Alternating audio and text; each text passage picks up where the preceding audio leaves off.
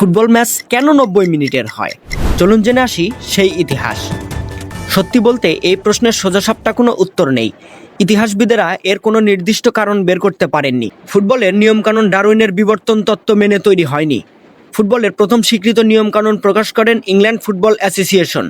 প্রথম মহাসচিব হিসেবে এবেনেজার কপ মরলি 1883 সালের 5ই ডিসেম্বর। কিন্তু আশ্চর্য ব্যাপার হলো তাতে ম্যাচের সময়সীমা বা একটি দলে কয়জন খেলোয়াড় থাকবে সেসব বিষয়ে উল্লেখ করা ছিল না।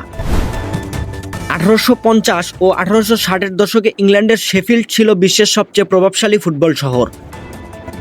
বিশ্বের প্রাচীনতম ক্লাব শেফিল্ড এফসির গঠিত হয় 1887 সালের 24শে অক্টোবর।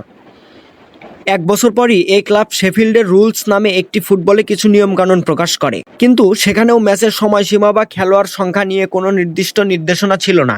1850-এর দশকের শেষের দিকে শেফিল্ডের ম্যাচগুলো প্রতি দলে 20 জন করে খেলোয়াড় থাকতো এবং খেলাটা চলতো প্রায় 2 ঘন্টা পর্যন্ত।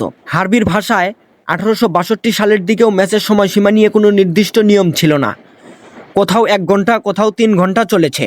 সে সময় শেফিল্ড শহরে 15টির মতো ফুটবল ক্লাব ছিল বলে জানা যায়। সেই ক্লাবগুলো মার্লি বা এফসির নিয়মের চেয়ে শেফিল্ডের রুলসই বেশি অনুসরণ করত।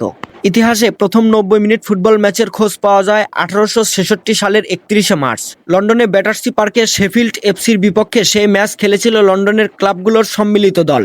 আড্রিয়ান হার্বির বইতেই আছে।